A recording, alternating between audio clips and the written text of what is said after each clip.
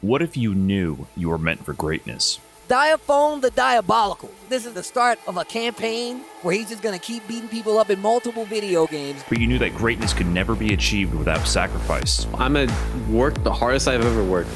without risk. I'm going to quit. I can do what I want. Would you go for it? Diaphone and your first ever Marvel Tokon champion. And that's going to be it, man. Diaphone is headed to SWC. Oh, no! Diaphone just goes ham and puts his team all the way to Japan. In this episode of Trash Talk, I sit down with Diaphone, who recently quit his technical high-status career to pursue his dream of being the greatest fighting game player possible, and discuss his origins, his career as a player and content creator, and his secret to winning fast. Today, we have one of the most premier content creators in the FGC with notable placements across titles like BB Tag, DNF Duel, Grand Blue Fantasy vs. Guilty Gear Strive, of course, City of the Wolves, and even Idol Showdown. And now officially, as of a month ago at the time of this recording, full-time professional gamer and content creator, Diaphone. Thanks for coming on the show. Thanks for having me, Brian. So did I nail that intro? Would that have been sort of like your elevator pitch for yourself? I don't know if I did that justice. How would you describe what you forgot do? You forgot Street Fighter. That's true. Street Fighter 6. I beat Brian F a couple times. I mean, that got count for something, right? Well, maybe not beating Brian F counts for something. You beat other players that actually count for something. So you're selling yourself short right there. we'll definitely get into that. But yeah, I wanted to give that intro because, funny enough, like I knew you originally as a Street Fighter 5 player. I don't know if you remember this. We briefly crossed paths way back in 2017, if I remember correctly. I think it was at CEO.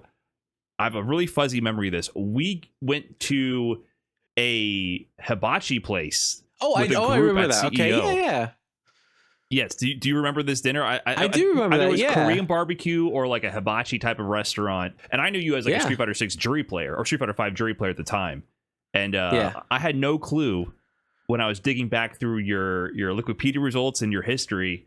I know you today and as a multi-game specialist, like you are dabbling in every new game. You're one of the players who adapts to these new systems the fastest and is consistently putting up great results, even in pre-release versions of the games, tournaments for the games before they're even out. But even back then, you're playing a lot of games, right? So what did you really get started with? What got you into the scene and what were you dabbling with first?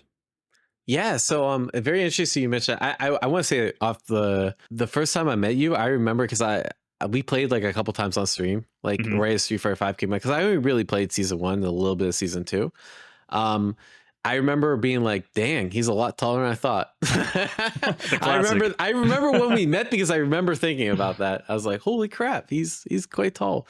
But yeah, how did I get started? So it was actually, I want to say like as an 09er when Street Fighter 4 like dropped, but I was actually like about 2010, 2011, somewhere around there.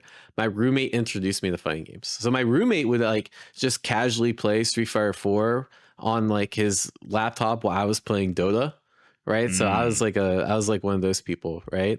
And eventually, like, I got too addicted to Dota.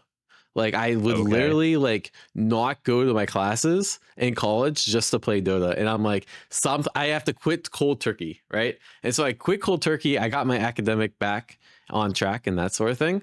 But I'm like, I need something to do. And my roommate was playing Street Fighter 4. I'm like, can you show me stuff? They showed me Evo Moment 37. They're like, people play this competitively. I thought it was really cool. They were also into a lot of different fighting games. So they also played like the new Blaze Blue at the time. I think it was Blaze Blue CT or whatever. All I remember is that game was the original modern controls. So Tager in that game, he had a 1-button SPD. And so I beat my roommate just by mashing the 1-button SPD over and over. That's the first time I remember playing a fighting game against someone. But eventually I learned Street Fighter 4 because like my roommate was playing it, and I got really interested. I just needed a new hobby to pick up. Now I quit Dota full, cold turkey. And I figured, I can only play fighting games for a few hours before my hands start hurting. So at least I won't become addicted, right? And started to play Street Fighter 4, met the local scene in Buffalo. Around 2011, super cool people, and I think Marvel came out right around then, so started to play both. And I was like one of those people that, again, this is me like trying to focus on my studies. I'll leave my Xbox at home. So I'm forced to like focus on my studies, but I'd still go to like locals and that sort of thing and like play them. And I was forced to like play all the games because I didn't have any of the games myself, right? So I would just like be a bum at locals and like play everything that everyone was playing, right? And that's kind of how I got into it. But I didn't start like competing till maybe like 2012, 2013 when I was in grad school. I had a little bit more time and started competing. I think my first tournament was like NEC 12 or NEC 13 and Street Fighter and Marvel, and it's pretty interesting. I was actually mostly a Capcom head until Street Fighter 5 came out, doing that. And I hated Street Fighter 5 so much that I quit the FGC for a few years. And I casually and then I came back and eventually I was like, I didn't like Street Fighter 5. Let me try other stuff. And that's when I got into BlazBlue Cross Tag Battle. I decided to like take it a little bit more seriously. Interesting, because I do feel like there was a gap in like just seeing your name around, because like I said, 2017 is when I was more familiar with you in the Street Fighter 5 competitive scene, and then I did feel like later 2019 is when I started seeing your name pop up again, but not related to anything Street Fighter. I was like, oh, Diaphone's playing anime games, right?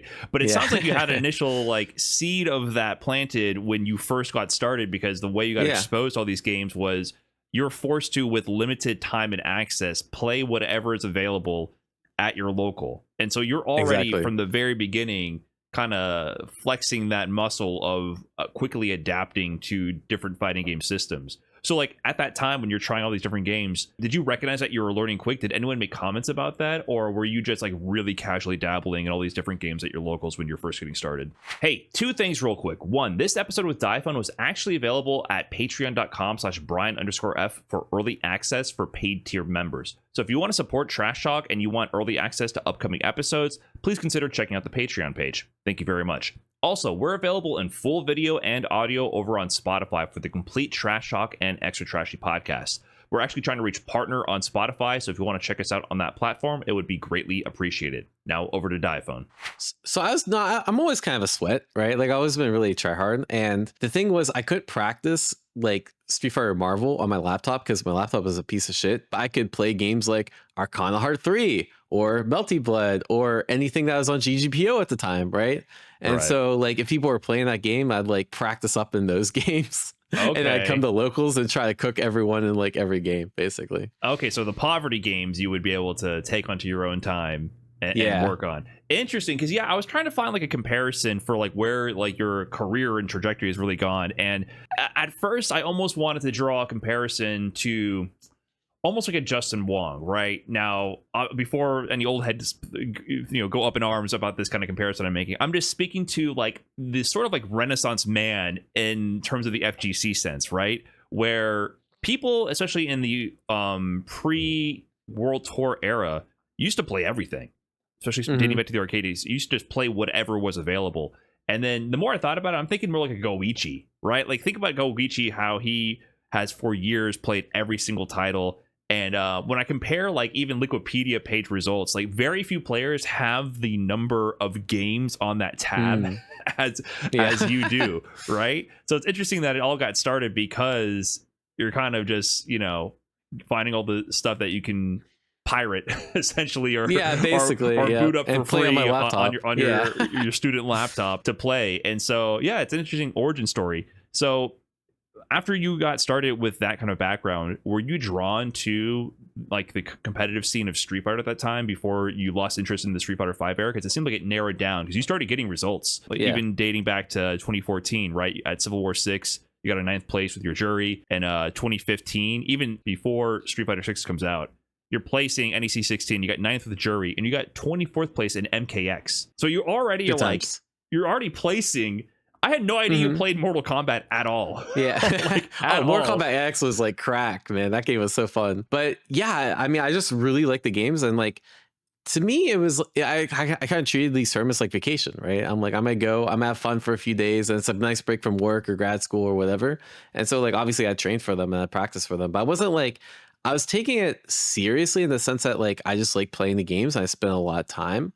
But I wasn't like expecting to win tournaments or anything. Is more of like my goal was to be the best at locals, and then my locals would always be like, Diaphone, yeah, you gotta come to this tournament. I'm like, all right, fine, I'll come, and that sort of thing. Interesting. But even at that point, I feel like that kind of a split, like cracking those kind of placements at regional majors in this era already shows that like you're doing well. Like to go from MKX top 24 and a ninth in Street Fighter 4, to me that's already a very interesting like set of skills that not many people had. Obviously you're not winning, you're not getting first. That's why I don't want to disparage Justin Wong's name and have OGs go crazy. But you know Justin Wong, I get you. Yeah, right. Justin Wong is Justin winning Wong first in all of these, but like not many people at this time were doing this. Even at this era, like the post 09 era, most of the Street Fighter 4 heads I knew that were 09ers like myself, they were like they played that one game and maybe Marvel, right. It was very rare that an 09er was also throwing on some Mortal Kombat. Some eventually I see you did some KOF, which blew my mind as well back then, right? Like, did you already notice that you kind of had this multi-game talent and affinity that wasn't that common in this era?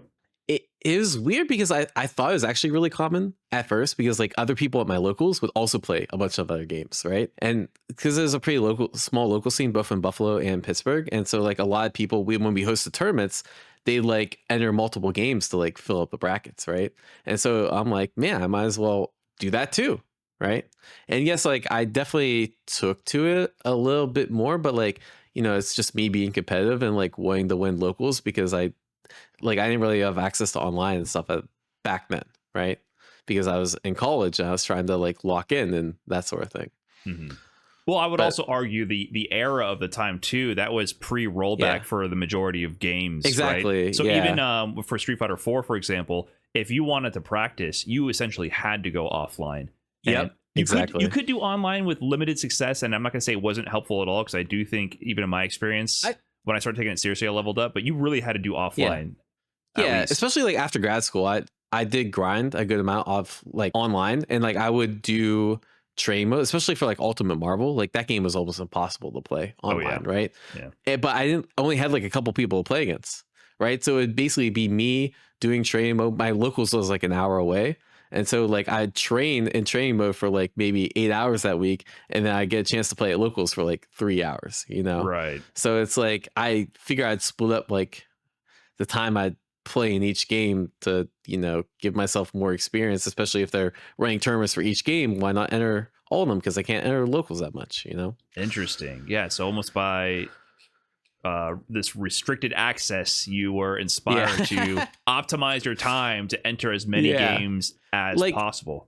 Like, I think if I was in a bigger scene where like I had all the sweats and like people I had really looked up to and I really wanted to beat them, like then I probably would hyper optimize on one game. But like I didn't really have that, right? Like most of the games I entered, I was usually the best player, or like if not one of the best. And so like I needed the goal to strive for, because I think the goal being, let me just stay the best Street Fighter player in my local scene, isn't really like as compelling of a goal, or like as much of a challenge as let me try to be the best player in every fighting game in my local scene. Right? I see. So because you were a top dog in the scene, you wanted to mix it up as well. Because for me, I was I'm still tunnel vision to this day, but I've broadened my horizons a bit more over the years, and I've dabbled in other games. But back in the Street Fighter 4 era, I was 10,000%. Why does any other game even exist? You know what I mean? Like that was my mindset. When Cross Tekken released, for example, I was like, cool.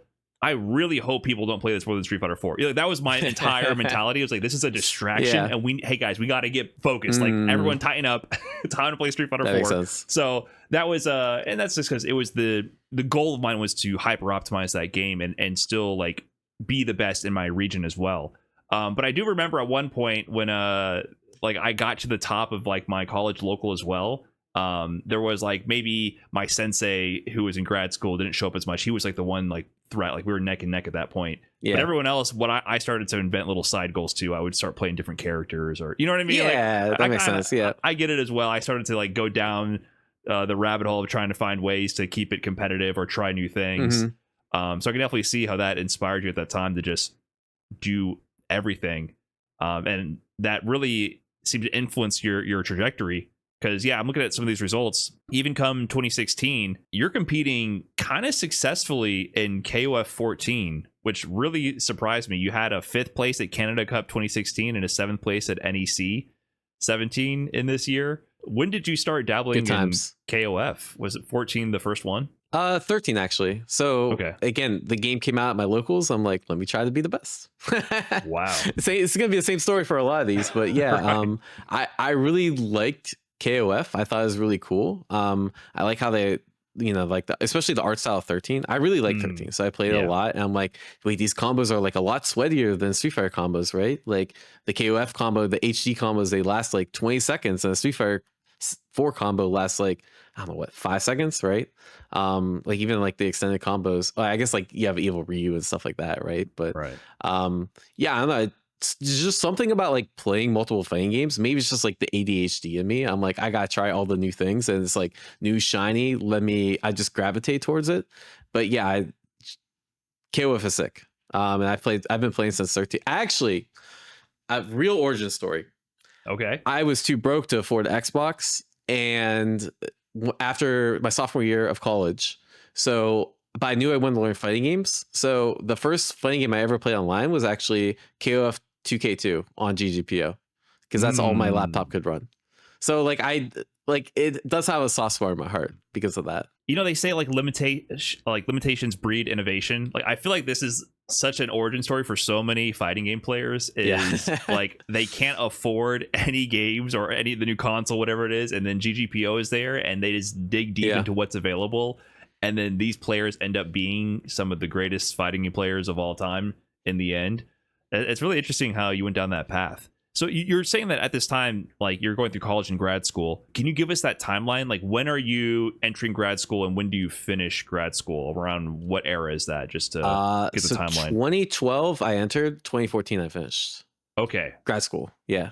Okay, so 2015, 2014 and beyond, you're already working in the workforce full time in your career, right? Yeah, correct. Okay. Actually, I'm kind of curious. Did you feel like you had more time once you started working full time to like absolutely not? No, gaming? School was 100 times easier to balance both, I think. Really interesting. Yeah, I think for whatever, like I think I was always someone that would like pick things up really quick, right? And I would like try to take every efficiency I could.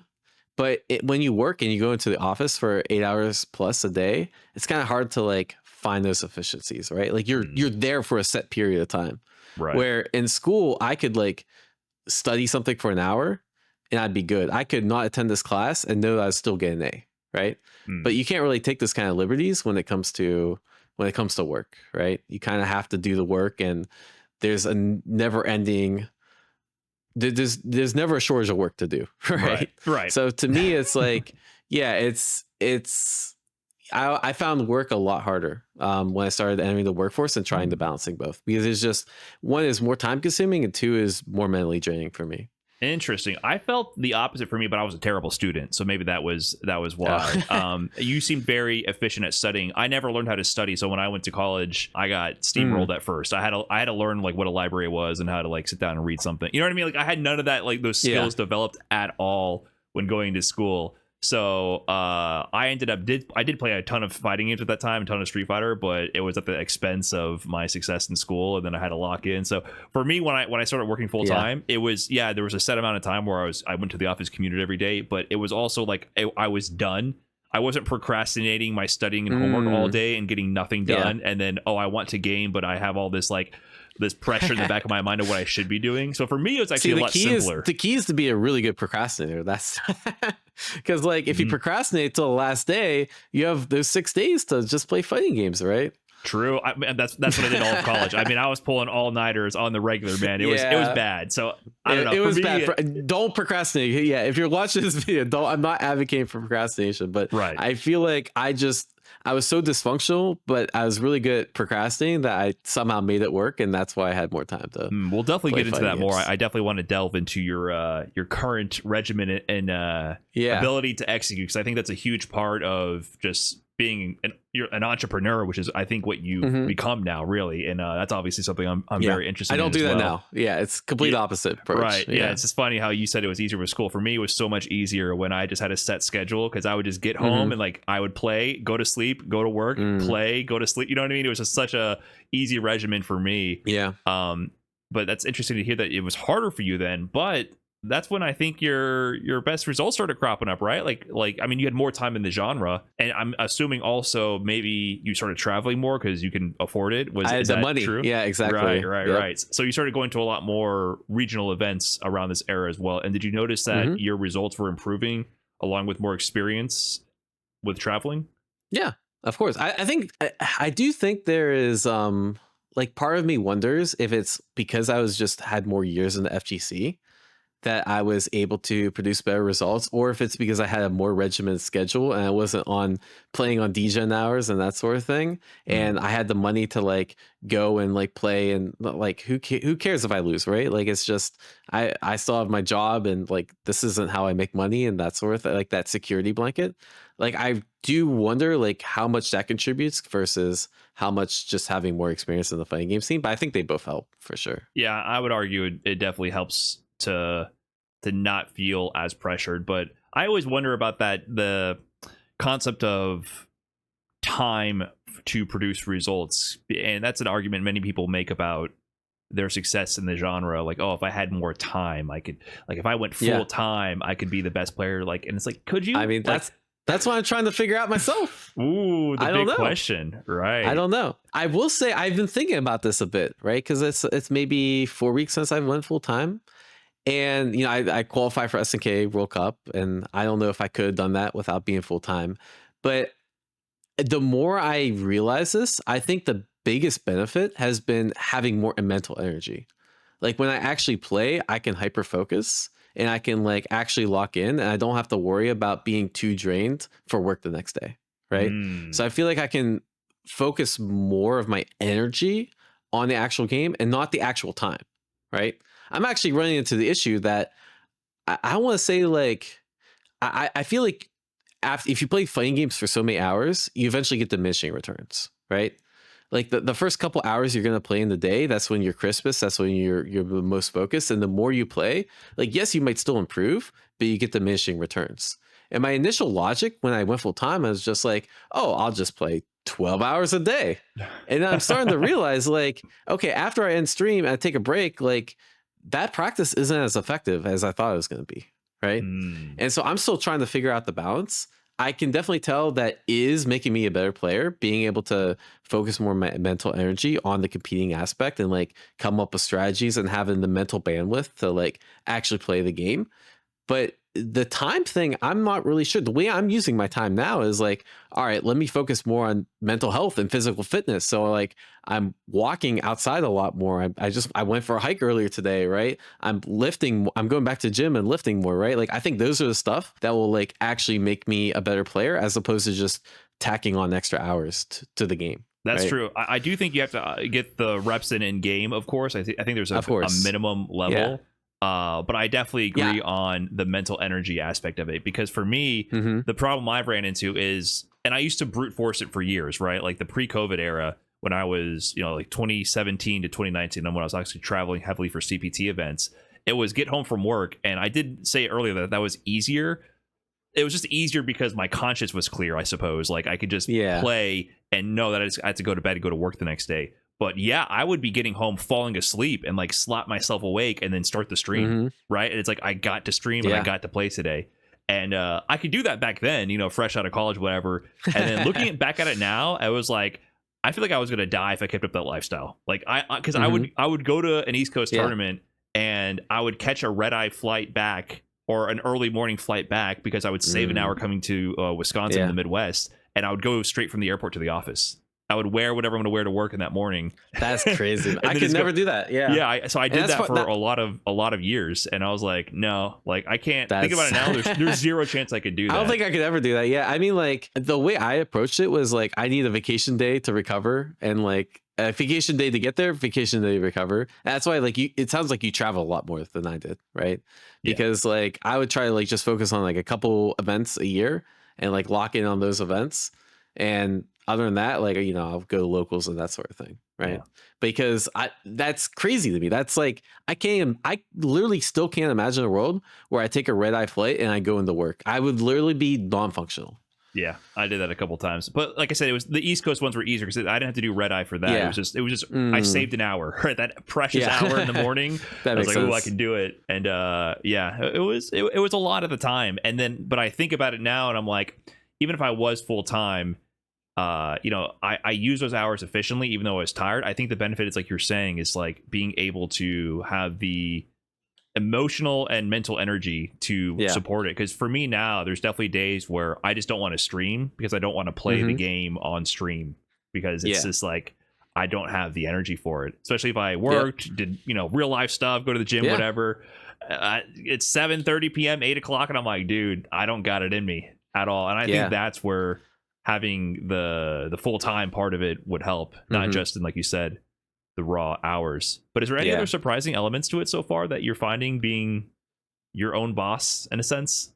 I think the first week I found myself being lazier. I know it sounds like obvious, but like, I'd sleep in later and like I'd find myself scrolling Twitter more. And I'm like, okay, this has to stop. Like I put a stop to that immediately, right? I'm waking up at a set hour. I uninstalled Twitter off the phone because I feel like there's more temptation to slack off almost, right? Because I've been someone that has literally had structure my whole life.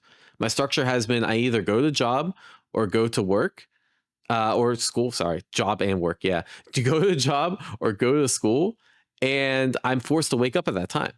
Right. And now I'm like, I'm not actually forced to wake up. I have all this freedom, and that's part of the reason. Like I knew I was going to fall into this trap, and so I'm like, I'm going to like I told all my this would be something like I actually kind of wanted to keep private, that like I'm quitting my job, but like because this is so public, that's like impossible, right? But the way I like justify it in my head is like I'm gonna use my followers to help keep me accountable. So in my going full-time job posts, going full-time streamer posts, I'm like, I'm going to stream from Monday to Friday at 1 p.m. EST. Please keep me accountable.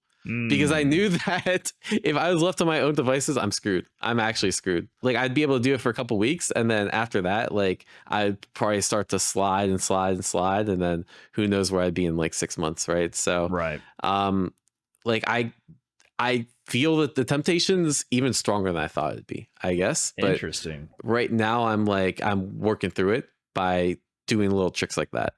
Yeah, I mean, because I say that you're your own boss now, but really, like there's always a boss, right? Like whether it be as a content creator, that's your audience, like they're the boss, right? People watching this video are my bosses, right? Exactly. Like, do they decide to support? Do they want to tune in? Do they want to give you their attention, their time? Do you the tournaments? Do they want to exist at all? Like there's always these other dependencies that you have to satisfy. Just you're shifting it to a much less rigid and apparent form, and now it's a lot more ambiguous, and you have to find ways to mentally trick yourself to hold yourself accountable. I definitely would struggle with the same thing, so I totally that answer. I feel it even just working remote, like I already feel that, so I totally understand, because I work hybrid, right? And on the days I would be at home, I would like schedule meetings for early, so I'd make sure I wake up on time instead of like waking up late, because my job was like really flexible, right?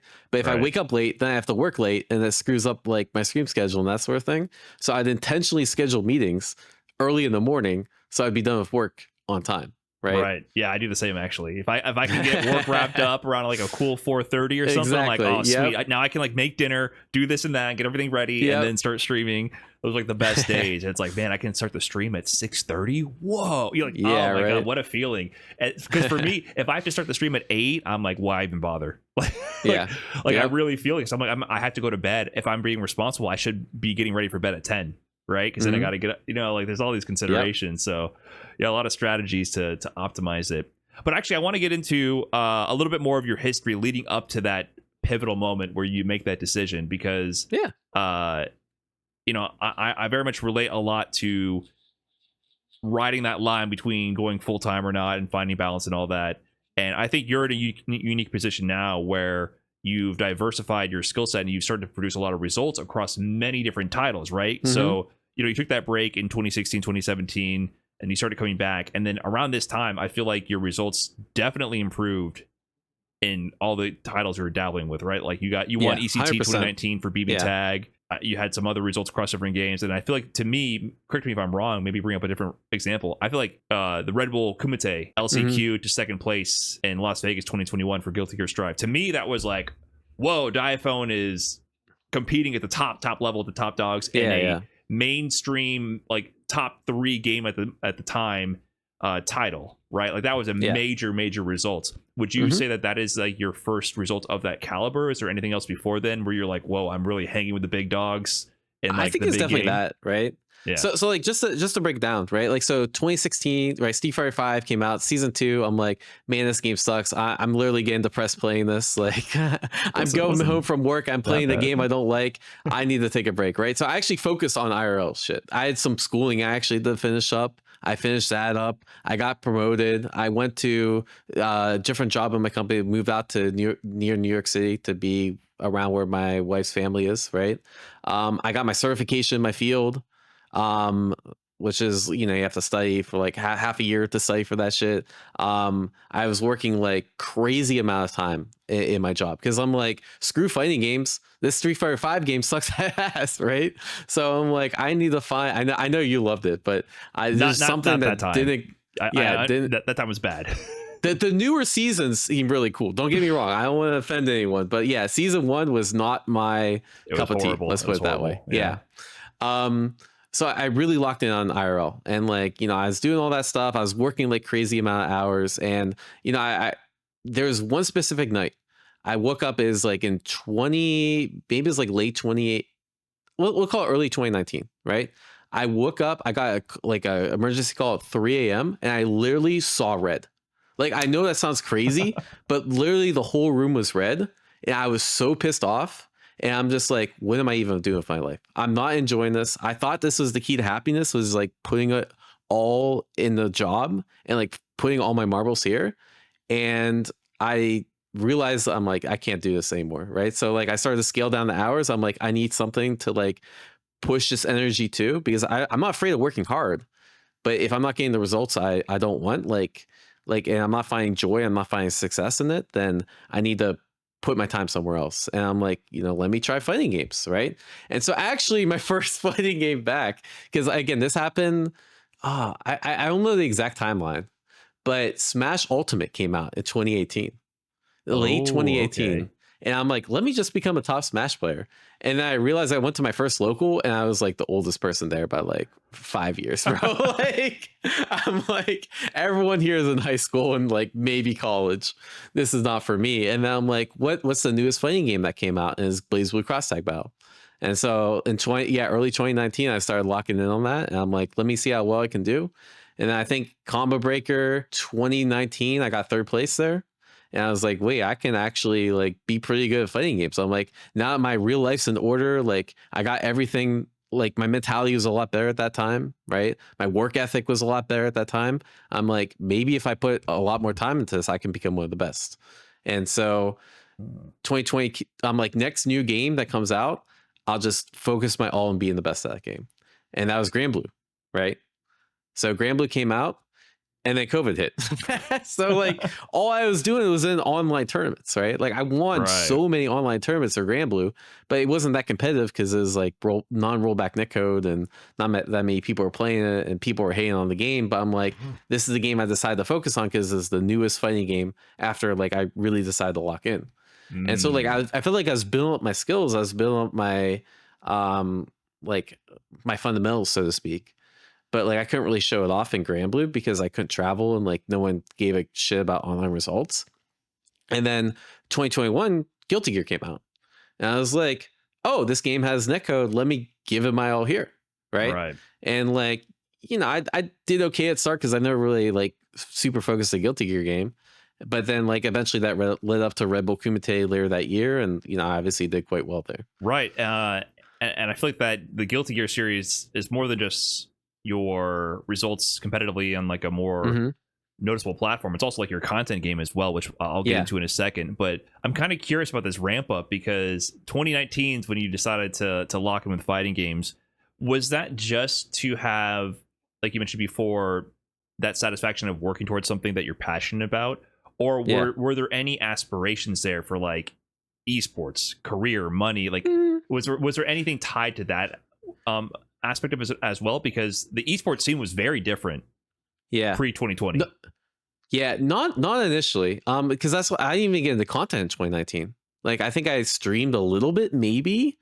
But hold on, I gotta interrupt you there. You did get into content in 2019. Oh, you're right. I made one video. September 2nd, 2019. Diaphone's oldest video published that's still public on his YouTube profile. Yeah. It's the Summer Kawase tutorial Blade Strangers, which is a game I've never freaking heard of. And it's just two anime chicks in a bikini bouncing around the screen. And it's a full-blown tutorial with your like blown out Xbox Live microphone of how to play this game that I've never heard of, and I've never seen anyone playing. So I can confidently say is for the Switch, and so you would play non-rollback netcode on Switch Wi-Fi. I was the best player in the US in that game. I can confidently say that. Well, first of all, why did you play that? Second of all, why do you have a YouTube video for? Like, what's going on here? I don't know. I was just like, fuck it. Like, let me try. I did initially want to get into YouTube eventually. Like, there's like, I remember thinking like, hey, it'd be cool. And I want to get people into this game. So like, maybe I'll make a guide and it'll help people get into the game. I don't know what I was thinking, but that was the idea. Like, I know more about this game than anyone else probably. Let me make a video. So even in this era when you're coming back to fighting games and BB Tag's like the main game you're competing in right then, you're still searching out for these weird esoteric like indie games or like less popular publishers. I'm just curious how you even found this game to begin with, to become the best in the USA on the Switch in the first place. Yeah, I don't even remember. I honestly, I can't even tell you. I'm like, I probably just thought the game looked cool and is at the right time. Like as I started focusing back on fighting games, and I was like, the gunvolt in that game is actually super peak. It's actually a really fun game. I can't even lie. Okay, but there was no world tour. No, I wasn't like, let me lock in on Blade Strangers to make this my full-time career. I wasn't even thinking about that. I don't think I thought about that until Guilty Gear, honestly. Right? Okay. And like in 2020 is when I hired Cass to like help work on the channel. Got like editor, right? Mm-hmm. And I initially did it. This is gonna sound crazy, but I didn't do this with like esports aspirations. I did this because I realized at work I wasn't the best at delegation. And I'm like, hey, maybe if I hire an editor, I'll improve my delegation skills, right? Outside the work, right? And that was actually part of it. And the other part was, I wanted to get more people into Granblue. Because Granblue had this like reputation of like, oh, this game sucks and like the netcode is really bad. Like, why would you play Granblue? And I love the game. And I'm like, let me make videos about this game so like more people will play it. Interesting. That's super similar origins to me. And I still struggle with delegation at work, but that's something I had to learn with you partnered with Cast back in 2020. I partnered with AA in 2020. Mm-hmm. And we still work together, like the same kind of like relationship with the editor and the producer, right? And I know I personally owe any success I've had in content or whatever to AA pretty much carrying the channel, right? And a cast is incredible. The editing they pull off on your videos is super awesome. But it's interesting that you did that for Granblue. I kind of did the same route in 2020, also because I'd been producing stuff on this side, tutorials here and there because it was fun. And then when COVID happened, it's like, well, we got to do something, right? Like, gotta I'm not going to tournaments anymore. What I'm going to do to grow in this space. And for Street Fighter 5, like Street Fighter 5 did suck terribly the first 2 seasons, and I was miserable too. But at that point, I actually really enjoyed the game, and it was a similar space where like the reputation for the game was like, oh, this is still 8 frames of delay season 1, even though the game had changed like crazy by that point, and they had fixed a lot of the issues from release. So that was a big motivation for me too, was to like, hey, highlight the parts that I like. I spent all my time playing this game. I like these parts about it. Let me like highlight that, because the whole narrative around it was like exclusively negativity. Yes. And I personally feel like it worked. Like, I really feel like looking back at it towards the end of Street Fighter 5 that I was able to, through content creation, really change a narrative to at least part of it. The game just did improve, but through my content, I feel like I did contribute to a narrative or like a feeling in the community of like, hey, this is something interesting and I want to try it out, even towards the late end of the game's life cycle. Like, do you feel like you're able to influence and kind of contribute in that sense? And were you successful? Not to your degree, for sure. I mean, that netcode, there's nothing. No amount of videos is going to help that netcode. But I do think like I help contribute to the growth of the game. I think I help contribute to more people getting into the game and checking it out. And but how much I contribute, I'm not sure. But you know, I definitely feel like it is a really good feeling when you make guides and like people come and they're like, hey, I bought this game because I saw a guide, or like, hey, I got this rank because I watched your video and that sort of thing. And I think the kind of stuff that we do really helps grow the communities and that kind of aspect. And as someone that like really enjoys fighting games, I think it's cool when like other people get into the things you enjoy. Right. Yeah, it's definitely satisfying. It's interesting. I find that kind of content, like whenever I do a guide, it's like I always expect it to relatively underperform and be way more efforts and get way less in terms of like the easy metrics to measure, views, ad revenue, whatever. It's always going to do worse in that sense. But whenever I do one, I'm like, but this is something that there might be one or two people out there that this is the thing that gets them into the genre, gets them into the game, gets them into the character, solves a problem for them, and that like sticks with them. And I think there's an element of like street cred or something with your audience. Like there's a metric you can't measure where it resonates with people, where it's like you will earn their respect and following because you really helped solve a problem for them. And it's an interesting thing because I've definitely drifted away from doing as many guides recently, because it's so much effort for so much little return for like money, paying for editing, all that stuff. But I've been bringing that back more and more because of what you mentioned in those unmeasurable aspects. The way I see it is like you have to have a balance, right? Because like at least for like my channel, like if I just started off only doing like, you know, gameplay stuff, like no one would be interested.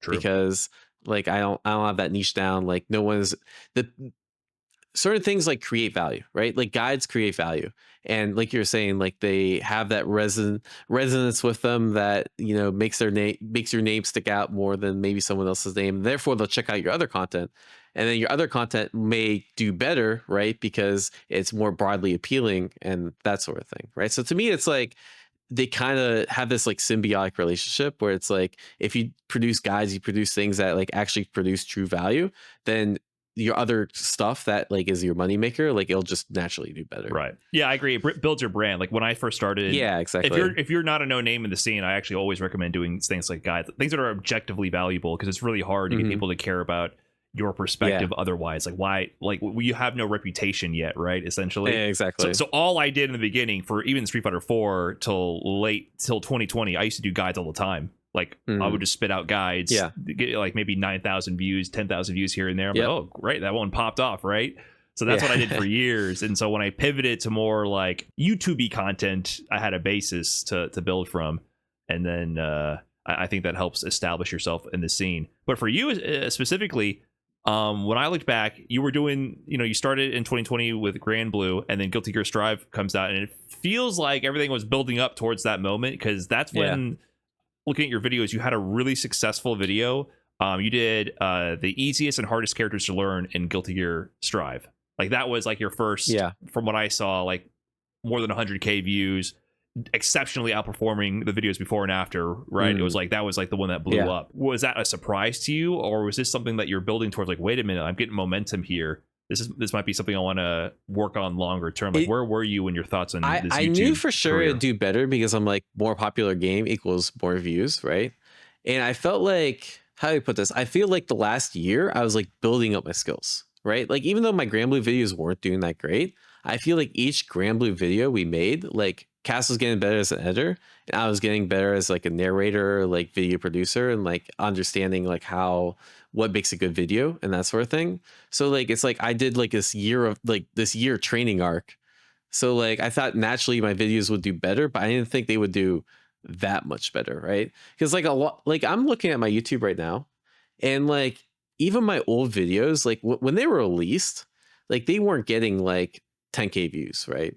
They were getting maybe like 1K, and eventually like people would just, oh my God, I don't know how to, I'm getting screwed over by YouTube here. Oh, okay. Like like for example, like this Grand Blue Beginner to Master Part 1 video, like my first like broadly appealing guide that maybe had like 1K views the first month, right? And now it's at like 7.5K views. And it's like there's certain things like that, like, you know, I expected like maybe I'll do double, right? Like I didn't expect to get 100K. Let's just put it like that, right? Yeah, but did that add to your, like, I'm just curious about what you were thinking about what you're doing at this time, and when did like what trajectory did you see yourself on? Like, because you're still working at this time, you decided to scale back work. You're suddenly finding success in YouTube, and you're like, oh, this could potentially build to something. You're getting into Guilty Gear Strive, Red Bull Kumite second place. You got top 8 at CEO that year. Are you starting to see yourself as someone who participates in esports and is like monetizing this like as a side hustle, or so I think about viewing this as a career option at this point? So this is gonna sound crazy, but like my logic then was I really like streaming. This is like toddler logic, but it's what I was thinking. I really like streaming. The more people in my stream, the more fun I have. The way I get more people in my stream is make YouTube videos. That was the whole logic. Like, that's really not toddler. You say that's toddler logic? That's extremely advanced. You know how many streamers don't get that? I guess you know how many so. streamers they think, oh, more people in stream would be more fun, therefore let me stream for hours to 0 viewers. Yeah, that is true. You actually, that is the most critical equation, because that's why I started doing YouTube, right? Literally, it clicked for me as well. I think in COVID, many people it clicked. It was like the formula, like, hey, instead of just streaming forever, like spinning your wheels, at least do something on stream that can be packaged for YouTube. YouTube will advertise and actually throw your videos out into the ocean and say, hey, do you like this? Do you like this? Like, it'll actually make an effort, and then you'll build a larger audience there, and some of them will funnel to your Twitch stream, and you can keep funneling people in from YouTube to Twitch. And that's the only way you're going to get viewers. Like, no one will ever find you on Twitch unless you're already #1 in a category, because no one scrolls down the category. No one. Yeah. It just doesn't work that way. So that's actually extremely advanced logic at this time. Yeah.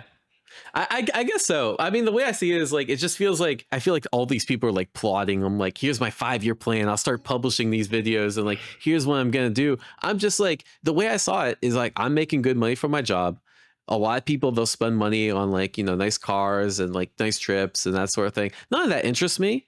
So I'm going to spend money on what I find fun, which is doing YouTube stuff. I was paying cast. I wasn't making a profit. I was losing money on my YouTube channel.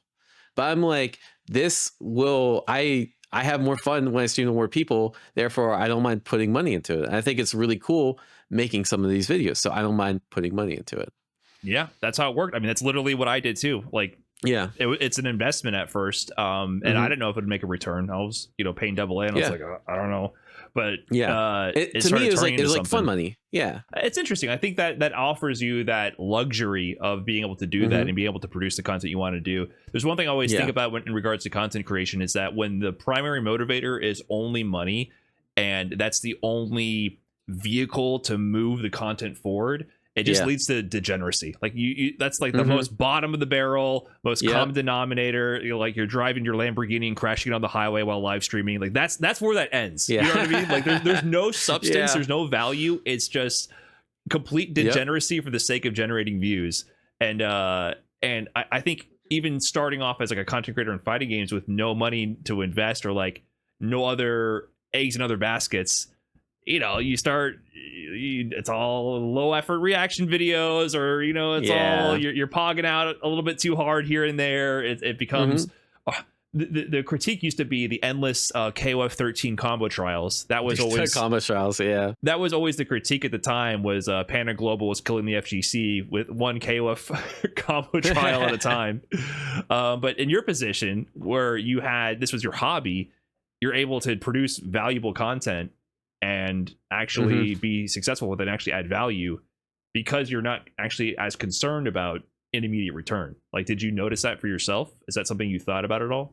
I have thought. I do think it like really helped having a job and like being able to just produce whatever I wanted, right? Because I think if I was like forced to produce things that would make me money, like I would not have had the success.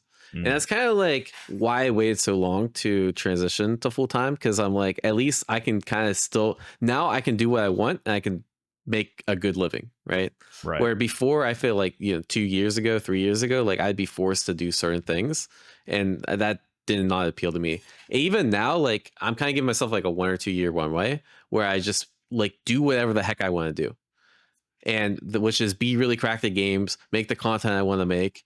And if it works, great. If not, then I think I'd rather just go back to work. Like if I have to make content I don't want to make, if I have to go crashing Lamborghinis on the highway to like be successful, that does not interest me at all. Right. Like I enjoy what I do at work. I'd rather just go back. Interesting. I mean, that makes perfect sense to me. And I'm kind of curious, did you have opportunities before this moment to push into this esports direction? Like were you approached by Panda Global, for example, at one point? Were you like, did you have, because there was no other opportunities knocking on your door like earlier in this like 2021 to now, like to where you were playing with this idea in your mind, like nothing really cropped up? I'm kind of surprised to hear that. I think the first time it started to crop up was Street Fighter 6 came out, right? And my YouTube like blew up when that happened, right? Because I was really niched down the Guilty Gear sphere, and like I feel like we're producing some really good stuff, but like a lot of people weren't seeing it because they didn't care about Guilty Gear, right? And then Street Fighter 6 has a much bigger general audience, and so I was able like the channel grew really really fast when 6 came out, and I was like, holy shit, like I'm actually positive on my YouTube. This is crazy. Like I don't have to give my paycheck to Cass. This is sick. And so like when that happened, I was like, wait, I could probably like between this and streaming revenue and like all this other stuff, like I could probably justify it because I'll grow into it in a year or two. But no, I never had an org that was like, hey, come work with us, until maybe like 2024 I was starting to get like some offers. Okay, interesting. Yeah, because I feel like even in that time you could have been approached, and the reason I brought that up is because we're talking about the content strategy. Panda Global, they have a whole content strategy at that time too. Speaking of like the degeneracy, and it's an interesting aspect of how like a YouTube business works. They did the model where they loan you the money to invest in your YouTube channel with the goal of your channel eventually making a return to pay off that debt. Oh, I didn't even know that. And with that, they handle the editing, they handle all like the content strategy, thumbnails, everything. So they basically own the channel. You film the video, but they're there like, hey, it's time to film a video. Like we need to get something here. Here's some ideas. Like, do you have any ideas? We need to get something out the door. We need to start cranking out videos, make money back. And there's a ticking clock on the loan we gave you. for this channel essentially. And so I was wondering if you ever thought about going down that route at all, because that's like the opposite, right? Like literally we saw how that went. Like so many people started pumping out YouTube videos at this time, pog faces all over the place, and part of that is driven by like you have to make money. Like you got to pay back this loan. So I actually didn't know any of that. That's so funny. I just assumed that like they were doing their thing and they got like sponsorship money from Panda Global and they're like living in their yachts and stuff. That's right. That's pretty cool. Some of them were sponsored, like that wasn't the whole business, and that wasn't Panda Global exclusive either. That was like a common strategy for like when people, like if you suddenly see like way higher production value on a YouTube channel and like way more uploads, it's usually some kind of program like that. But they offer that beyond sponsorships. Kind of ignorant to that. Like I'm sure I've gotten some emails like I've seen like emails like, hey, we'll give you a loan and that sort of thing. I didn't realize, like, I'm just like, that sounds like a scam. Like, I'm good. No, they're probably legit. I mean, it might still be a scam, but it's a real scam. Right. Like, they will give you the money and they will try to loan shark you out of it. Yeah, that was a real thing. Interesting. Yeah, you went down the true path of just investing your own money, getting it done, producing the content until it actually made a return. And speaking of Street Fighter 6, so you started, your channel blew up, and you were once again getting really good results, especially in the beginning of a game. And Aaron, this is the most populated game ever, right? The most entered tournament was EVO 2023, and at that tournament you got a cool top 32 25th place, man. That's like huge out of 7,000 plus people. Going into that, what was your focus in fighting games when Street Fighter 6 released? Were you fully locked in on that, and how did you feel going into that EVO? What were you expecting?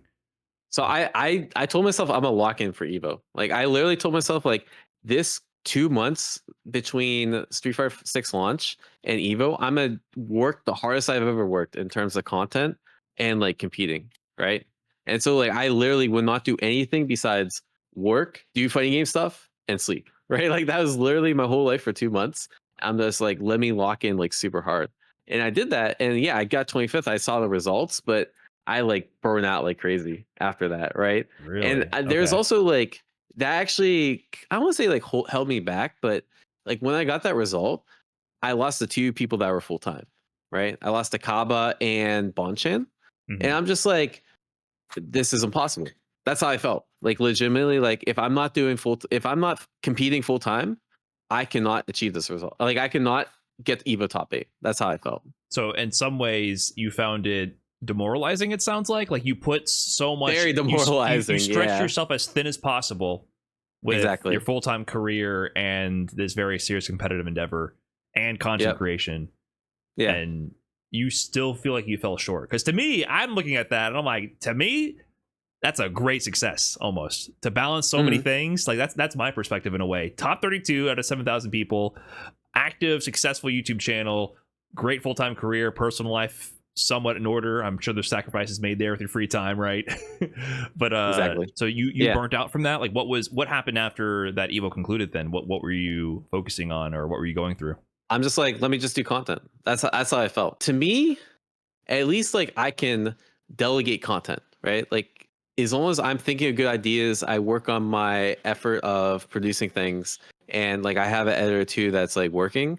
Like at least that's my competitive advantage, is like I have money to like hire people and that sort of thing. My competitive advantage is an infinite time, right? So I'm just like I felt really demoralized from competing at that point.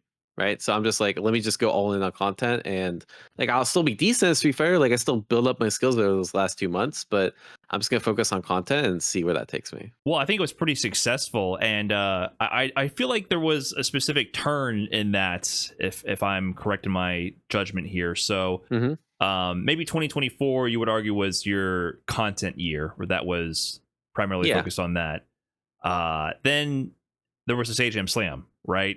And we shared an important set there because that was the first one for Street Fighter 6, and top 4 teams would be able to go to TwitchCon, and bottom 2 teams were eliminated in the playoff state. And then it came down to us, actually. Yeah, you kicked my ass. That was fucked up, man. Well, not in that set. Maybe the first time in the round robin I was doing good. Then you stepped it up for you stepped it up and made it hard for that actual final set. It was down to the final game, final round. It was very close, actually. I was like, oh shit, like he locked in over the course of that week, right? Because the first couple sets I was pretty like handling you. That last set you were locked in for sure, but I was able to clutch that out that time, and then my team got to go. Come the second Sajam Slam for Street Fighter 6, I feel like there was a whole different Diaphone. Like, oh yeah, dude, I will say that kind of like did spark my competitive desire a little bit more, because that's one of the shittiest feelings. Like you let down your team, the whole team is riding on your back, and then you let them down because you lost, right? And like when Sajam had the second Sajam Slam, I'm like, if I'm gonna participate, I'm gonna actually train beforehand. Because like what happened there was like, oh, like Sajam Slams in 2 weeks, like I'll just train during the slam. But you're coaching people during the slam. You don't have time to do both, right? So I should have been like reviewing my VODs and like figuring out what I need to do to improve. But I figure like, let me just push all that energy towards making my students like the best they can, which is cool. But it sucks when you're the one losing, right? Yep. Like that felt really, really bad. So I'm like, the next Sajam Slam, I'm going to train for a few weeks beforehand so that like I don't have to worry about figuring out the game and figure out my strategies while also coaching people. I was very motivated because the loss that I took to you sucked ass. My bad. Well, winning it felt pretty good. I don't know. It did feel good. Yeah, it definitely paid off. Don't get me wrong. But yeah, it's to me, I kind of forgot, like, one of the biggest motivators for me is like after a loss, like using that loss as motivation to improve, like, because I kind of kept like 2024, like I think I only traveled like Evo that year. Like I didn't really travel, I didn't really compete that much. Like I kind of was missing that competitive desire, right? And like the Sajam Slam, like when I lost that, I'm like, damn, I gotta lock in, and like when I won that, I'm like, that felt really good. Yeah. Not only did you, I mean, you guys, did you win or you got second in the actual We main won. event? You won. Yeah. Okay. Oh no, congratulations. sorry. The reject event we got second, but Right. the actual Sajam Slam we won. Gotcha. Yeah, because the top 2 teams from that one went to Japan to do the Reject Fight Night X Sajam Slam. So you guys won the actual Sajam Slam event, but both you and Team Nephew went. And then in the Reject Fight Night X Sajam Slam, where if people don't know, the Reject Fight Night is like the original Japanese version of sort of a Sajam Slam. The influencers participated with the coaches, so the teams were able to pair up and play each other in a similar format. Yeah. But they're pretty good out there. Even all those influencers on the Japanese team. Yeah. It was kind of funny. You got to the grand finals. Your team unfortunately got washed, all your students, but then you actually beat Tokido. They had everybody play no matter what. Everyone else lost, and you beat Tokido 2-1. What did you feel about that? Going all the way to Japan with your team, locking in, winning the event, getting to Japan, and still taking out Tokido in this process? It was cool. I wish the event was like, it's like I beat Tokido, and then they're like, here you go, Tokido, here's a trophy. It's like it didn't mean anything, Right. But it still felt really good. Like I'm like, I did train for this event, and like being able to show that off felt really nice. I wasn't actually expecting to do that well, but it's kind of one of those things where if you go in with like no expectations and you just focus on playing your best, like you can surprise yourself, right? Right. And I feel like I just focused on playing well, and I played well that set. I think it also just speaks to your ability to like quickly train up for any game, because even in your non-competitive year, you're saying, right, you were winning tournaments for games that weren't even out. You won at Evo. It was Evo 2024, right? You won the Hunter x Hunter Net Impact pre-release tournament. It's because we all had the same amount of time to practice. I feel like most games, if I have the same amount of time to practice as someone else, like I'm just a really quick learner, like naturally for whatever reason. I don't think there's like a secret behind it. Because I've learned so many other fighting games, like I think that experience carries over. And so like I feel like because I was able to do that, I was able to win the pre-release tournament, right? Because everyone has a set time period, right? It's the same thing with like the Street Fighter 6 beta. Like I won the big first beta tournament because everyone had the same amount of experience with the game, right? I'm good at figuring shit out. And then the second beta came, and people played the extended beta. I didn't do as well, right? Because I didn't have that same experience they had. And that's how I say I'm just thankfully I have that skill of like because I've played so many fighting games, I think I'm just really good at picking things up. Right. No, I mean, that's incredible. I really admire that because I'm extremely slow at picking up even the game I work on. Right. So to me, I'm a late bloomer who like hyper optimizes at the end of a game's life. That's always kind of how I've been, like always slow to ramp up. And so like seeing you be able to do that is really inspiring to me. And that's something I've been trying to dabble a little bit more in other games as maybe it's too late. My brain is too solidified. My plasticity is gone from being young to do that. No way. But I dabble more in other games now just to like flex that skill. And to work on it, and it's just crazy to see how you're able to do that. That's why I bring up like the Justin Wong, the Goichis, like that was a common the Renaissance fighter. I don't know what else kind of a label to apply to that, but that was so common before, and so many players used to operate in that manner. And it's only you and a handful of other people in this era actually competing in so many different games. So like you've proven that time and time again that when a game comes out on short notice, you can capitalize, which is actually really important, I think, as a competitive player, because that is the time where you can cash out the hardest if you're trying to make a quick buck in a game. Exactly. And so that brings us to today, where there's a couple of things coming up, and I would assume were major factors in like where your trajectory has gone this year. Of course, there's City of the Wolves, which you're now a full-time sponsored professional player for, but also 2XKO. Yep. And I remember speaking with you about this before. I believe you were saying that this is a big part of the reason why you would even consider going full time. Like you feel like 2XKO has the potential to change the FGC, like take esports to another level, considering it's backed by Riot and all that. Yeah. And you already proved you can compete in this game with pre-release tournaments and the betas. You're getting like top 2, top 3, doing really good. So there's actual objective evidence of your potential in this game. Are those like big factors to you? And like do you see a future where there's going to be a big boon in the FGC because of these types of titles? Oh, all right. So, couple comments here. One, yes, 2XKO was an extremely huge factor in me making that transition, because I told myself in 2023 Like after that Street Fighter like whole burnout thing, I'm like, I'm only gonna start. I will only do content, and if I'm not full time by the time 2XKO comes out, I'm done. I'm quitting because I'm literally giving up career opportunities because I want to like work on my content and stuff, right? Like I'm purposely like not pursuing promotions I could pursue. I'm not pursuing things outside of my work but are career adjacent because I want to focus on competing in gaming and content, right? Right. And the way I saw it is like if I'm not full time by the time 2XKO comes out, I'm done. I made that promise to myself. So because of that, it's a big factor.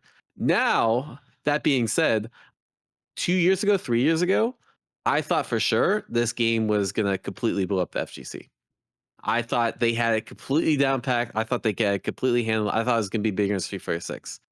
Now, like, obviously, I think they flubbed the launch quite a bit. Like, they dragged it out way too long, and people got really tired and fatigued of seeing, 2XKOs coming soon, coming soon, coming soon. And now it's like 2 years later or 3 years later, people keep hearing about it, and it's no longer as hype, right?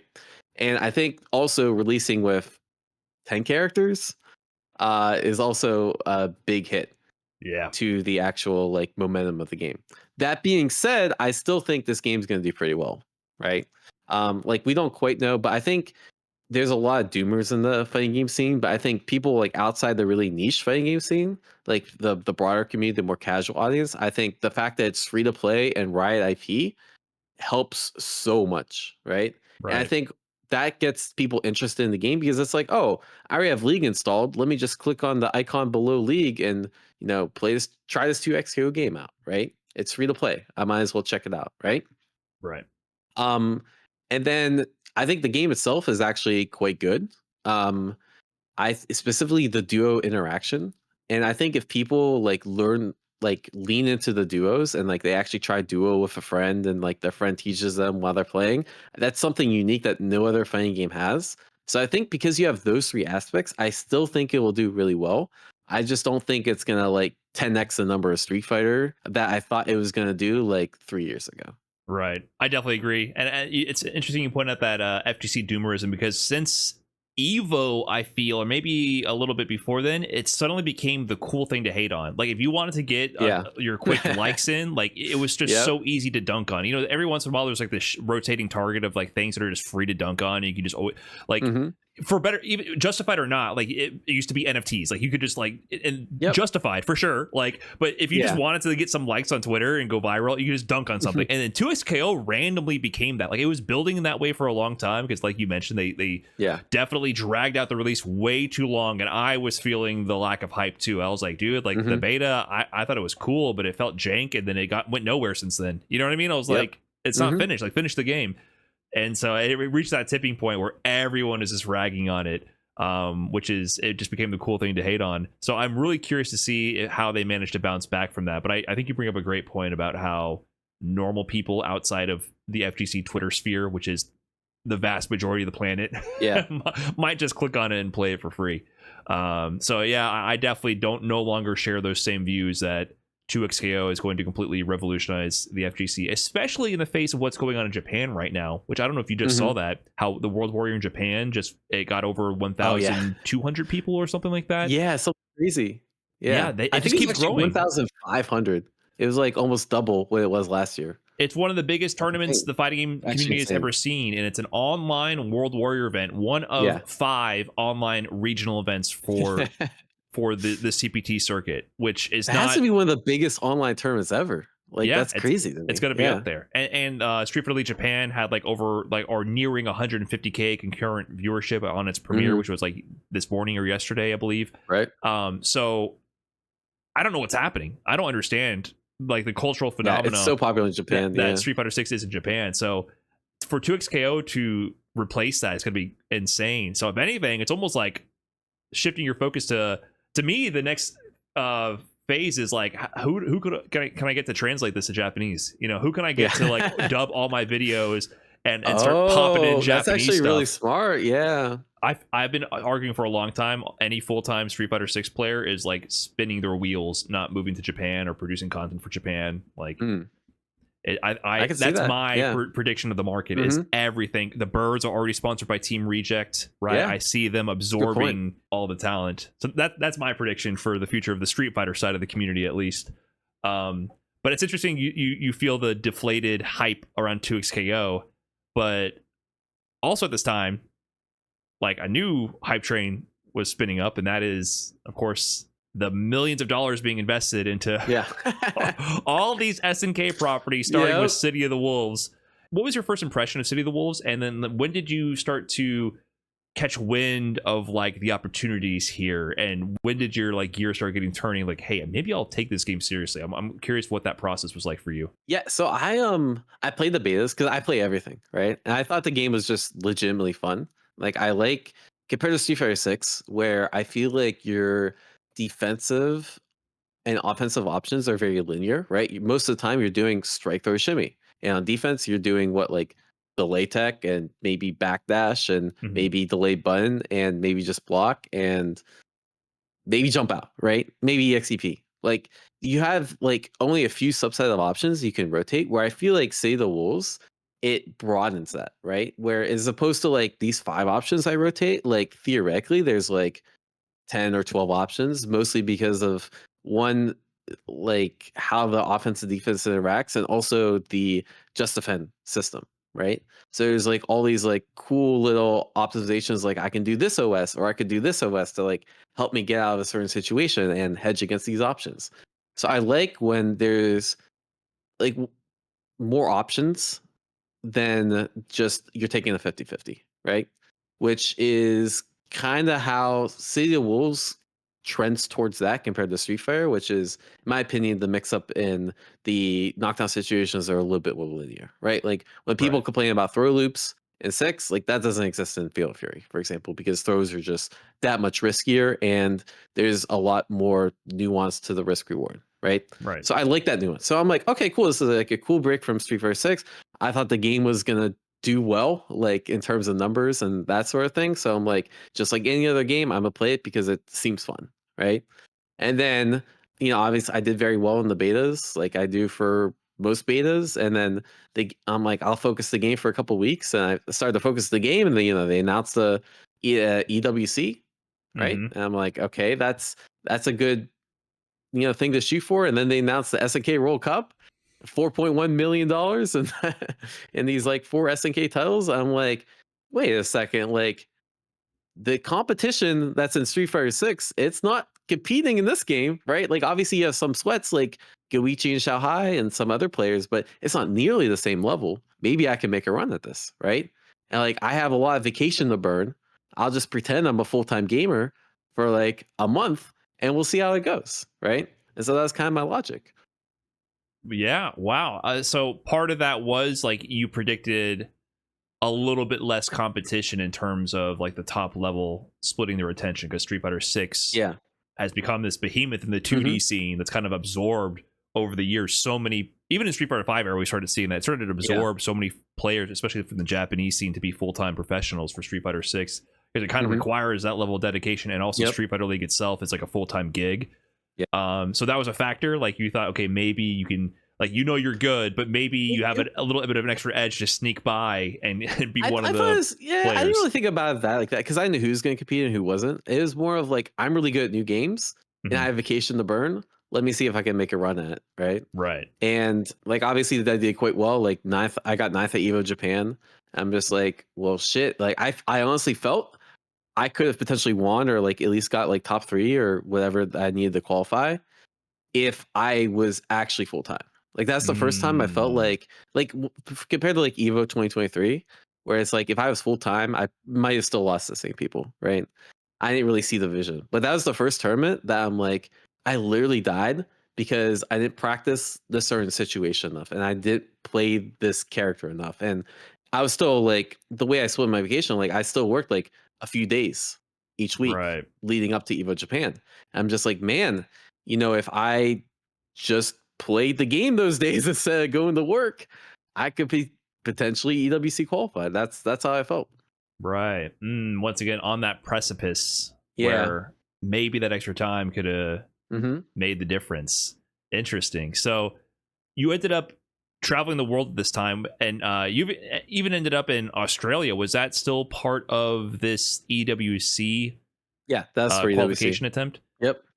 Were you sponsored? I don't know the Yeah. exact date. When did the sponsorship come to play, and how did that like at what point during this EWC grind and SNK World Championship grind were you approached, and what was that like? I was actually approached before the game came out for a couple different reasons. One, I think because I did quite well in the betas, and two, because I think EWC got announced. Let me get my timeline straight. EWC got announced before the game actually came out, right?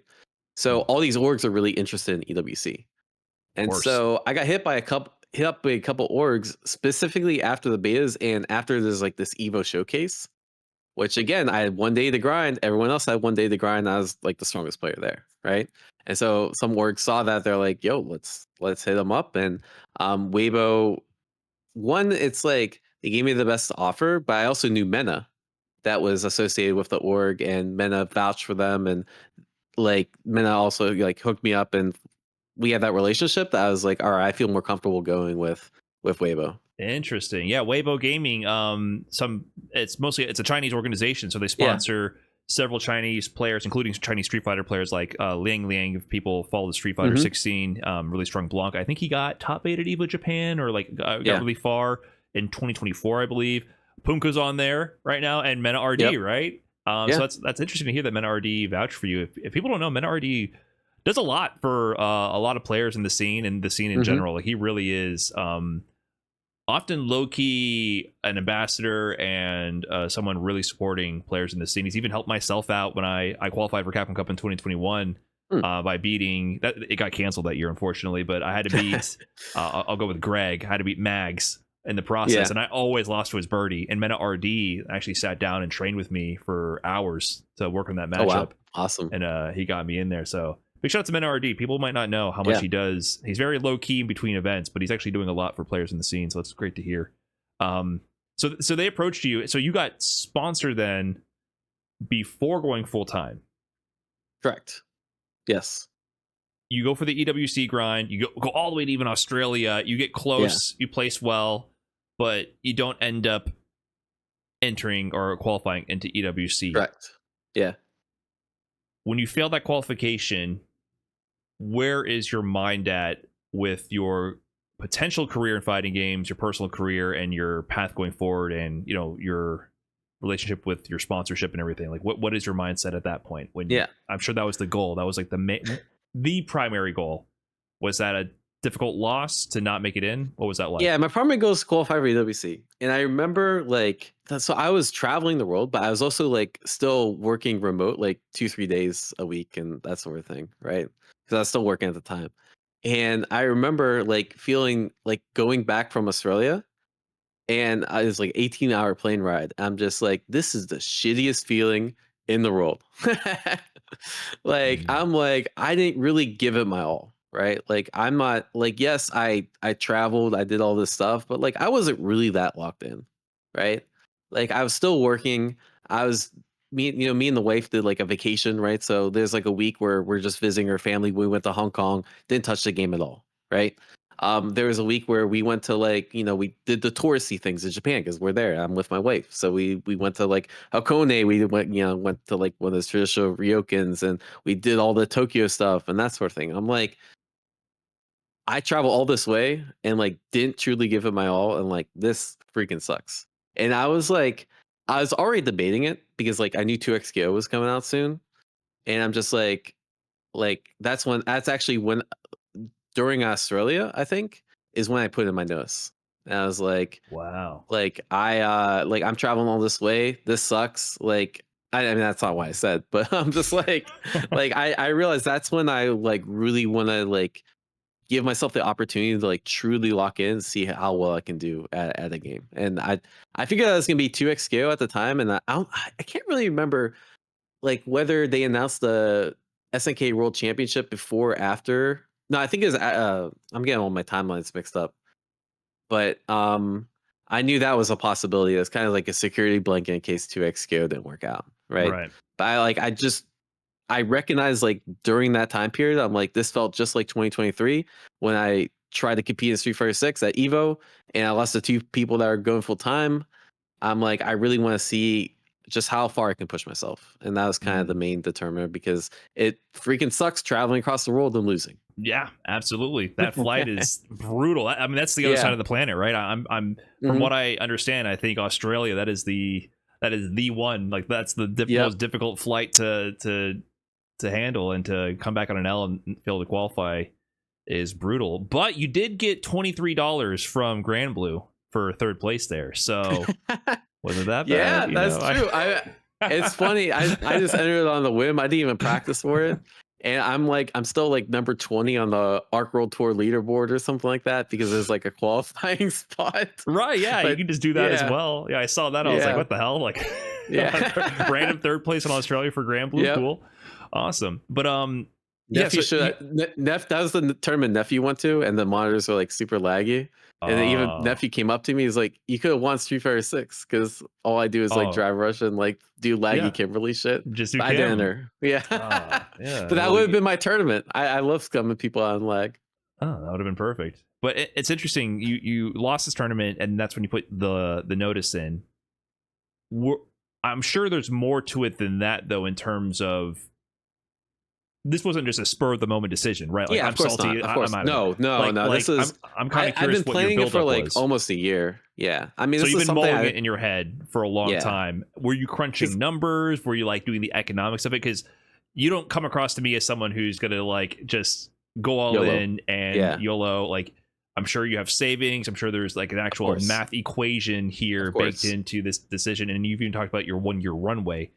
So had you already been crunching these numbers for a long time leading up to this, and this was just like the straw that broke the camel's back, where you're like, I'm gonna go for it? Well, I knew I was gonna go before 2XKO, like one full time, right? Like I was already committed. Like I just didn't know when to pull the trigger, right? And I realized, like, why am I waiting? Like, I'm literally traveling the world. I'm trying to compete, but like I'm gonna quit anyways. Like, why not, put in my notice then? But the wheels started turning in 2024, right? Mostly because my job started to get harder. I took on a lot of responsibilities. I actually got promoted, right? And as part of that promotion, I took on a lot more responsibilities. And there came a point where like we were going to hire my replacement, right? Because I got promoted to my boss's position, and they're going to hire my backfill. And we went through it for a couple months, and eventually they're like, "We're not going to hire your backfill." And I was like, I'm trying to juggle all this. That plus, like, how it's hybrid. They changed it from like 3-2 to like 4 days in the office, 1 in at home, right? And so I'm like there's absolutely, like, it slowly feels like my freedom is being stripped, between all these extra responsibilities, and how do I say, like, the work demands that, like, how am I supposed to be able to like keep up the same level of intensity on content and competing while also meeting these extra work demands, right? So I started to make like plans then, and eventually I told work, I was like I think the main determinant is like late 2024. I was like, I'm gonna quit if you don't fill my backfill, right? And when that happened, they knew is like, what's like, you don't make that kind of ultimatum without having a backup plan, right? Wow. Okay, you put your foot down. That's a boss move, Diaphone. Okay, that's a classic corporate story, man. That they promote you, and then they don't fill in the position, and you end up just having 2 jobs. It happens all the time in the corporate sort of world. So you really they knew that you were serious then when you made that kind of threat, so when I did that, I mean, basically that, like, I committed right there. Right. Gotcha. You showed your hand. Like you have to follow through at a certain point. Oh, wow.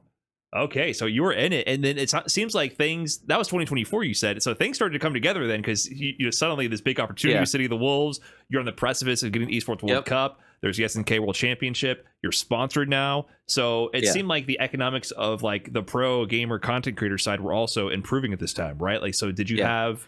I'm assuming it definitely worked out, and I didn't. Oh, go ahead. I didn't really expect that. My logic was, so like, again, I don't spend money on anything. I make quite good money from my job. I just saved everything up. And so like my initial logic was like, let me just retire as early as possible. Right. And so like all I've been doing is saving up. So there's not really equation other than I just have a crap ton of money invested in like some other things, so I know I have the runway. So even if like I'm not successful, like for a couple years or a few years, like whatever happens, like I know I'll be okay. That was kind of the logic, right? That's It awesome. wasn't like I need to meet this number because like literally all I do is save up my money, right? Like so, like, and I made smart financial decisions so that I didn't need to worry about like min maxing certain things or like mean certain numbers and that sort of thing, right? Okay. But to me, it's like, you know, I still don't have enough money to retire as of today, which means that I have to make this sustainable, right? And I have to make a living off this and that sort of thing. And so that's why I still give myself a runway, because I think in the content creation sphere, if you're not growing, you're declining, right? It's really hard to like maintain a certain level. And so like I want to see myself like actually either finding success or finding future success. So I know that in 10 years from now, I'll be able to still either one pivot into something that how do I say is like gaming related or something that I can use my skills here and pivot into like a corporate job or, you know, some other type of opportunity. Or like I just don't see the point and I go to my previous career, right? Because I'm still doing a little consulting on the side for health and safety, right? And so like I'm still trying to keep like I have those bridges open, I have contacts, I have that sort of thing. And so like I'm, you know, kind of using this year or two to figure out like really which direction do I want to go, right? Do I really want to like I have like I know I have like a foot and a half out the door, right? But like I really am not 100% sure this is what I'm going to be doing my whole life, right? And so like I'm trying to just give it my all and see really what happens. Well, that's an awesome runway you set up for yourself, right? Because like now you have the ability to spend the time as effectively as you seem possible to achieve your dreams of this competitive success and content creation. But also, you know, you have both the savings and the connections to get back to a different full-time career that you've established yourself in, so that you have, like, from what you described, the best possible situation. Because I'm in a similar, I feel very similar in your situation, except obviously I'm nowhere near competitively locked in as you are. And if I left my job, that's it, I'm out. Like, I don't think they're going to be trying to get me back in anytime soon. I mean, I could find another career in tech or something, right? But like, you get the idea. Like, you have contacts in the industry that like, do you feel confident you could get another job easily, right? That's the question. I don't know. The way, you know what, I was thinking for a while, I was like, I never expected of my two careers, the one to be replaced by, or to become redundant or out phase would be the one in tech sooner. You know what I mean? Like, it's like, oh, the AI, like how soon will they have an AI Brian F do a Street Fighter 6 stream that is actually as good as a regular one versus you know, Brian F in the tech sphere? It's like, you know, maybe the tech side of things will get replaced sooner, right? So that's something I've been debating about as well. But yeah, man, you have a great runway, and it sounds like you are not as concerned with like revenue streams of being a full-time competitor and content creator, because that's something I've always been interested in too. Like, talking with Nephew about this, right? Like, you know, he has a sponsorship that pays a salary. He does coaching as well, and he does content creation. Then he has competition, right? He has multiple revenue streams from this business. It sounds like you're also approaching the same. Like you were just telling me before, obviously this, I you're have doing that some coaching, right? Exactly. Yep. So what are you dabbling in the fighting game space? Like, can you give an overview of, as much as you're comfortable sharing, like, for people listening in? Because I think the business of being a pro fighting game player and content creator is very ambiguous, and people just assume that anyone they see on a stream often is a pro. Like, oh, they're a good player, therefore they're a pro. You know what I mean? Like, there's like a complete misunderstanding of what it means to like get your full-time income. So can you like provide a breakdown a little bit of like what your revenue streams are and expenses too, like, just to demonstrate that for people? Yeah. So the nice thing about this career path, especially if I have a sponsor like Weibo, like if the only expenses would be like traveling and like equipment, but like equipment, like what, a PC that's like 2K, right? Like, and that's what, every 5-6 years, like there's not much in the terms of expenses, right? Especially if you have a company flying you out to places and that sort of thing, like Weibo does, right? So when I have my sponsorship, obviously Weibo, they pay you salary, they pay for flights and that sort of stuff, right? Then I have YouTube and I have Twitch. That's probably where the majority of revenue comes from, is between those two things. And then you have sponsorships too, which are obviously like it ebbs and flows, just like Twitch and YouTube revenue, right? Like some months are really hot because the new game comes out. Some months there's not really much going on, so that revenue drops, right? So sponsorships are a big one too. I'd say the majority of money comes from those 4 spheres, right? And then coaching's another avenue I have. I don't know how economic it is. I charge like 90 an hour, but like in terms of, how do I say, like, it doesn't really help you grow, right? Right. So like, it's not something I'm really focused on, but I could potentially scale that up, right? Because I think in terms of like this, again, this is something I think about, is like my current coaching model is limited by how much time I have, right? And I want to spend my time growing, not coach. Like, even though I really enjoy coaching, that's why I do it. I don't grow while I coach, right? Because I do my coaching off stream, and even if I did it on stream, if you're just coaching someone that's random, people don't really care that much, right? And because your attention is on them, not the stream chat and the content you're actually making, right? So there's like that aspect. But you're anyways, coaching is that revenue, but there's ways to scale that up, right? If I really wanted to, right? Because you could like advertise more, you could do like classes, you could do et cetera, et cetera, et cetera, right? I'd say those are the main 5 that I can think of. And then I feel like I'm missing one other, but I can't think of it right now. The $23 from Grand Blue. What do you? Yeah, of course. Tournament winnings, of course. Yeah, I knew I was missing something.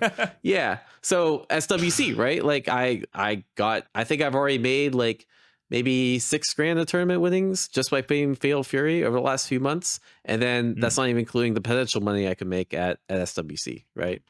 So like, I'm sure even if I go 0-2 or whatever the format is, like I'm still making a pretty decent amount of money. So like, but yeah, between those 6 things, obviously like online tournament winnings and that sort of thing too. Yeah, it varies, right? But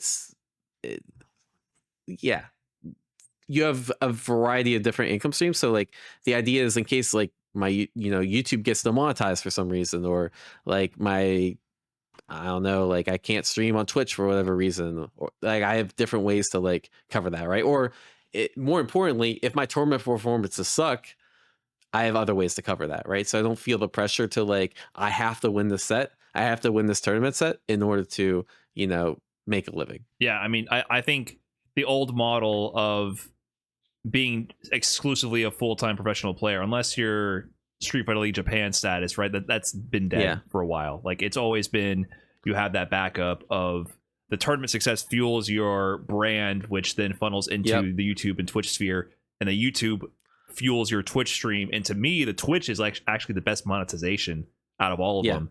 I will say I make the most money off Twitch. Yes, specifically. I think that's me as well. I think that's the most consistent thing, because YouTube, to get AdSense revenue, it actually it doesn't scale that well. You have to be in the millions to get AdSense revenue. So if you're going to make actual consistent money from YouTube videos, especially as you start scaling quality, which reduces the amount of input, you're incentivized to find a sweet spot on YouTube where you're just pumping out videos over and over that do okay over and over, and that actually generates the most amount of money.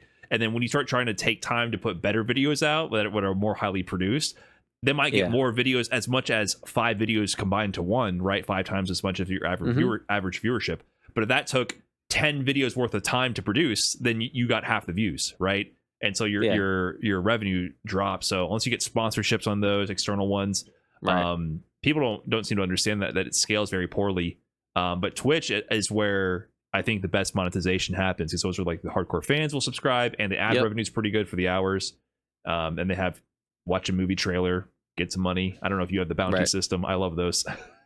No, I still don't know how to do that, but it's mostly just like sponsors that hit you up in email or that sort of thing. Yeah, the external ones. Like the bounty board was a limited thing. X amount. Yeah. Okay. Yeah, I got the old school Twitch bounty board, which was a limited thing, and I can just watch a random movie trailer and get paid for it. And I love that. I love movie trailers, so yeah. So that's my favorite. That was a great breakdown. That was super in depth. You brought up an interesting point, of course, about tournament winnings. So the big one, of course, is you qualified for SNK World Championship, which is in late October, early November in Atlanta, Georgia, and it is now officially the highest prize pool ever for any fighting game. Period. So total, you mentioned earlier, 4.1 million split across 4 games. So Fatal Fury, City of the Wolves, King of Fighters 15, and then they brought back Samurai Showdown 2019, and then they brought back Art of Fighting 3, I think, which is from 1973, I believe, is when that released. They're just throwing around money. It was on 1973. Was it the late 1800s, bro? I don't know. They're making up games at this point. Closer, yeah. They're inventing games to throw hundreds of thousands of dollars at. It's absurd. So before we get into like your role in all this, what do you think about that? Like, that isn't that? Like, I think it's hilarious. Like, you're just along for the ride. Like, what are you feeling? The Art of Fighting 3 tournament is going to be the funniest tournament out you might ever watch. $100,000 in literally one of the most broken games I've ever seen. Like, everyone's going to be playing. I think her name is Lenny, and she has an infinite. So everyone is going to be playing this character with the infinite. And it's whoever lands the infinite first. Yeah, I'm going to enter that tournament. I'm along for the ride. Is that one's going to be open bracket, right? Like the day of, like during, it's just like whoever's there can enter that one. So you might just win a couple thousand, 100,000 out of nowhere. Who knows? Sure. Awesome. But yeah, so you actually qualified for the main event, Fatal Fury City of the Wolves. First place gets $1,500,000, and then there's a million left for the rest of the participants in this event. Yeah. Full 32-man bracket. You qualified via the online qualifier. What's your thoughts going into this? Like, are you you have a chance to win $1,500,000 by playing a fighting game? Is that something you think about? It is crazy. It is crazy to think about. So to me, it's like I made this again. Another promise I made to myself is like from back in the Street Fighter 5 era, because I grind that game and I hated it so much. I told myself I'd never grind a game I don't like. Right? I really like Fatal Fury, thankfully, but I enjoy playing newer fighting games even more. Right? So 2XKO comes out next week. Yeah, I think I'm gonna lock in on 2XKO for probably a month, and then I'm just gonna hyper focus Fatal Fury for like a few weeks before the tournament, right? And if you look at I'm still gonna train like off stream and that sort of thing, like for Fatal Fury, like I was playing it yesterday, right?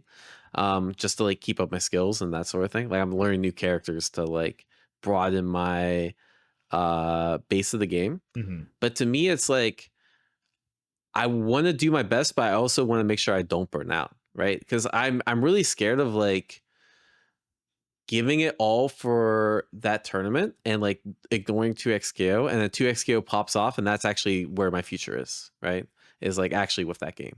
So to me, it's like I have to find a way to balance both of those, and I think it's going to be hard.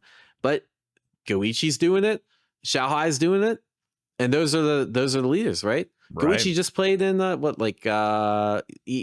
Xiaohai literally just won EWC for Street Fighter.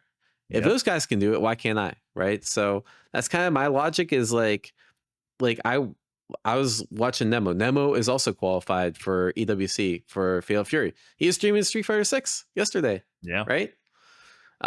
So like if those guys can split my focus, and I think competing in like higher stakes tournaments like 2XKO that have a wider variety of competition and like how do I say like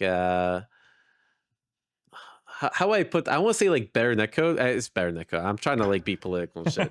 It's legitimately like better netcode and like better competitive environment in 2XKO. I think that will only make me a better competitor that I can apply those skills to the SWC when it rolls around in like late October. Xiaohai, Goichi, Diaphone. I'm telling you, you're entering that realm of like the Renaissance fighter, the multi-game champion. I'm wishing you best of luck in the SNK World Championship. That would be a big win for us who are holding down the full-time job, content creation and streaming. You've like broken through. You've ascended to the next level. I fell off competitively. I couldn't keep it up, but you've managed to crack the code, find the formula, and have been doing amazing, man. So I just want to say congratulations for all your recent success in the content creation competitive sphere as well. And thank you so much for coming on the show. Do you have anything to close out before we end this? Anything you want to say to the people? Anything I want to say to the people? Why do you keep saying your competitive career is? I feel like you're godlike at games. Like, what's going on with that, man? Oh, I'm washed. I mean, but you could be unwashed, right? I don't know. I don't have. I still play a decent amount here and there. It's not like but I'm not very good. I think I'm just kind of bad at Street Fighter 6. I'm also, like you mentioned for yourself, you have found more enjoyment learning new games. What I've been having enjoyment recently is learning new characters, and I've been practicing skills that I didn't have. So I've always been a hyper character specialist before, and so I've been playing characters I'm worse at a lot more recently. Like I'm worse at Terry, I'm worse at Sagat. JP was my best shot, like that's kind of my kind of character. And so like I found my motivation more in learning new skills and like trying to learn how to properly play some shotos. Like I never did that before, really, right? Yeah. So it's more about motivation as well. Like I don't have the same motivation to deal with throw loops like that anymore. Like so I'm very mediocre learning new stuff right now. So that's where I've been finding my joy. Because the way I see it is like if you had the motivation, I think you could do it. But if you don't have the motivation, like I don't think there's a solution. Like you either have it or you don't, right? Right. And you can't force motivation, I think. You can't. Yeah.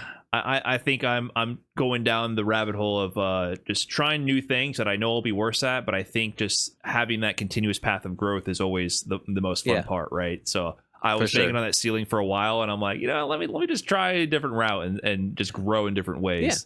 So I think that's where the fun is.